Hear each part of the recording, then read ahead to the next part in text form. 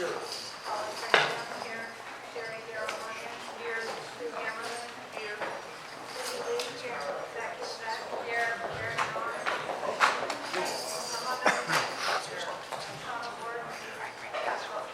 Here. Hi. So just want to, the next thing on the agenda, after roll call is president comments. And the only thing that I got to update is I got a call, I believe yesterday from Senator Bob's office. She wants to set up a meeting. She asked specifically mention the date. So it will be myself, Eric, and Sheriff Alhanian, and two stakeholders that have families. One relocated, one didn't. And that will be on Friday. So just want to let everyone know that that was taking place. Can you all hear me in the back without it? No, there we go. So there's a meeting with Senator Boxer on Friday for a couple of board members and then a few of the stakeholders. Also, Matt Kuko will be there representing Safe Porter Ranch. So it should be a good meeting, and we're really glad that the senator has come down to Porter Ranch just to get a good feel for what's going on.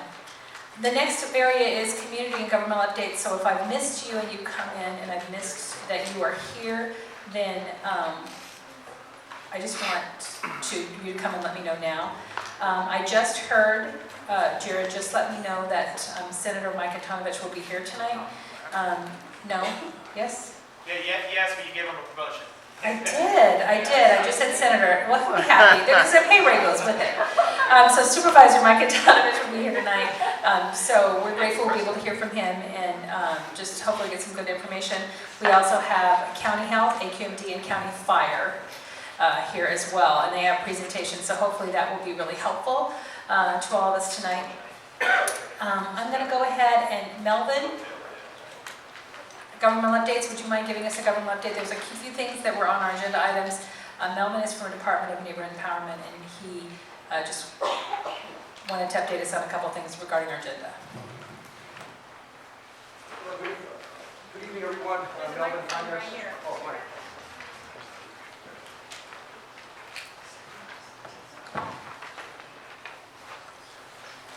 Good evening, everyone. Melvin Conyers with the Department of Neighborhood Empowerment. Board, just a couple of things that I had contacted your board president about when I reviewed the agenda. It's particularly item number 11. So my understanding is that you may end up that you may end up tabling item number 11 on your agenda, so we can discuss further. Yes, we are, but we just wanted to let you know that there was discussion on funding. Say Porter Ranch, and you gave us notice that we cannot fund administrative costs. Correct? Correct. So the issue has been about neighborhood councils using your funds, your public funds, to pay for a third-party administrative costs.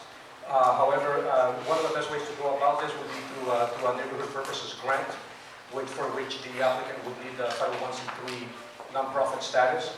And so I understand that the organization is working on it. So then, when they do get it, the board can consider it, and we can work with you to look into the ways that you can support the organization, if that is what the board wants to do.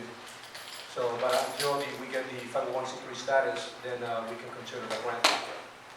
And then regarding Armando's motion, is actually will be turned to a discussion tonight because we did not have enough information regarding it. Was a funding motion that should have been more specific on our agenda, and we got it a little too late. So that will just be a discussion, and then the Sue Hammerman's motion. So regarding item number 10 on your agenda. Yes. So whenever board member Armando Nunez's motion, whenever you have anything dealing with funding, please be sure that you indicate what the proposed funding amount is. That is a very important part for the public to know that the board may spend the funds, and so when that is not included on the agenda, that may raise issues of not informing the public with enough information. And with the issue with the animal shelter, we've discussed it with Sue about it, and I think we can proceed with it. It's just a matter of how you approve it. That instead of a grant or outreach effort that this might be a community improvement expense in relationship with another city agency, because the West Valley Animal Shelter is part of the Animal Services Department of the city. So that will be something that you'll be working with another city agency, so we can handle it that way. And I think as far as funding, it also has to have a specific thing that it's funding. It can't be a general statement. So she'll actually bring back the list of items that we want to fund. It can't be go towards your wish list. It has to say to buy collars, to buy bowls, to buy, it needs to be specific dollar amounts and correct. Thank you. Do we know when the 501c3, when it was applied for? You know, I know it's on the agenda. You may ask the organization. That is something that the applicants deal with the IRS. Right, it takes quite a while to get it, so I just wondered at what stage it was in. They actually have a email sheet.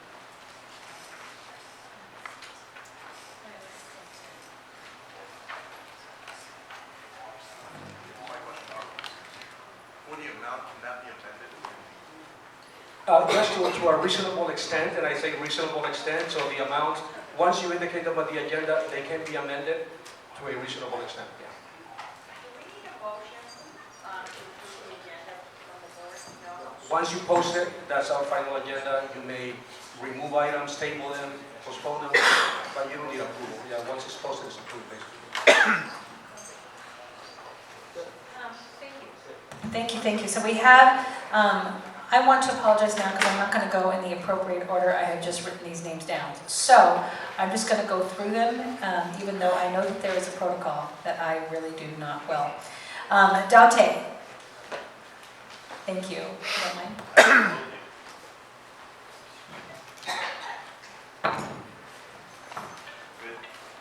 Good evening. Hello, Council. Dante Acosta, representing Congressman Steve Knight, who represents the 25th Congressional District, which is just this area, but primarily east of here. So some of you might be in the district and some of you may not be. Last time I was here, we had flyers out. I'm going to have some more out today, business cards. We've been fielding a lot of calls from the area and a lot of questions regarding the Prnc gas leak. We've been assisting constituents with concerns as far as relocation, etc., and been able to resolve virtually all of them. I don't know if there's any outstanding cases at all right now, so we're very pleased with that. But I did want to give you a quick update, and rather than go through all the different bills and things that I typically do, I want to give you one specific to this area. Congressman Knight has asked for a hearing on pipeline safety and storage facility safety.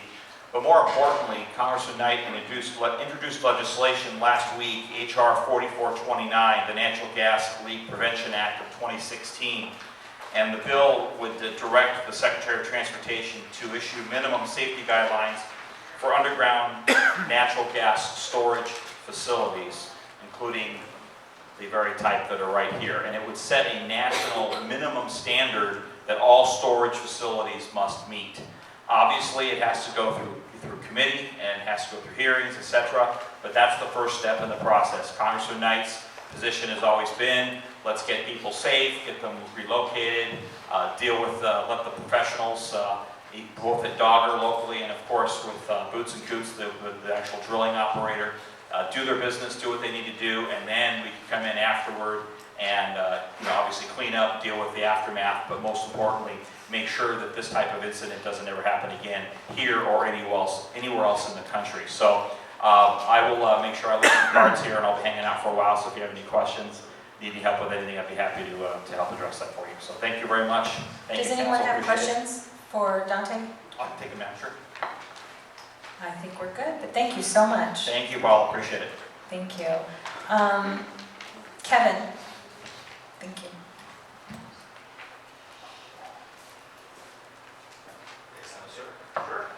Thank you very much. My name is Kevin Taylor. I represent Mayor Eric Garcetti in the West San Fernando Valley. I don't have much to report tonight. I think we're going to hear a lot of technical information that's going to come from the appropriate sources tonight. Our office has been mainly focused on the emergency management portion of this event in Aliso Canyon, the disaster in Aliso Canyon, and we're making sure that the last stages that we hope that we're in right now are managed well, that the communication is managed managed well, and that's really the focus of our office. So we look forward to the coming months where it's going to be much more about the discussion about recovery in the next stages for Porter Ranch. So we're looking forward to that. I do want to comment that there is on the agenda, I think it's agenda item number 13 that you placed on there, that it says the communication, Mayor Garcetti's communication director, Andy Seligan. So when I come to meetings in the community and I hear a lot of feedback and I talk to a lot of members of the community, the first thing I do is I go and I report back to our office and to the appropriate offices. And each time the questions I get from our office is, how can we help? What are the things that we can do to support this community right now?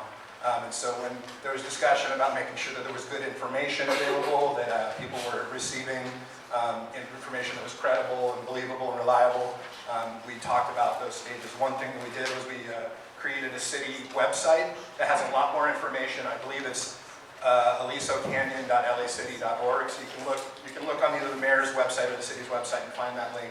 There's a lot of information for every facet of what's going on right now in Aliso Canyon. And then secondarily, our director of communications asked me, is there any way that with the heavy lift that this neighborhood council has been asked to take on with the severity of the work that they're doing now, which goes beyond, in my experience, well beyond anything I've ever seen a neighborhood council do. Is there a way that we could support the work of getting good communication out?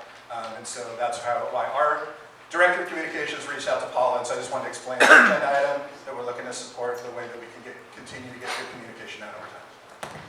We met with the mayor and some of his staff regarding what the next steps are, just continuing to look forward to this community being back together and whole again, and what that looks like, and trying to get property values back up and get our small businesses healthy again.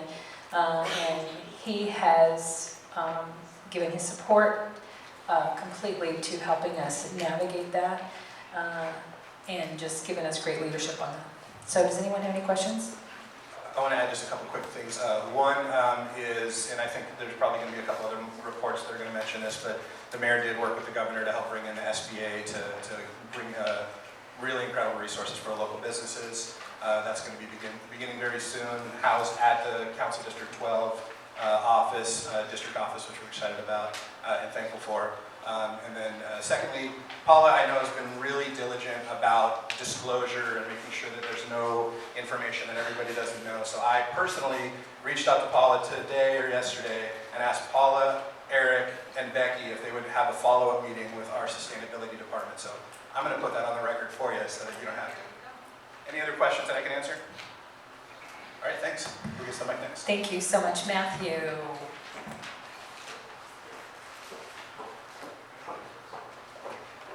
Good evening, everyone. My name is Matthew Vallecilla. I'm representing Congressman Brad Sherman. And as Paula rightfully pointed out, many of the businesses in the area, including home-based businesses, have been affected. A lot of customers have left or decided not to go into the area and shop or do business in the area. So just to add to the list of different governmental agencies that are trying to help alleviate and bring back some of that business to and help out the businesses in the area. I know Congressman Sherman has urged the Small Business Administration on the federal level to issue out loans that would be on favorable terms to local businesses that have been affected in Porter Ranch. So I brought flyers. If you know any friends or family members who have been affected by this, who own businesses, it doesn't have to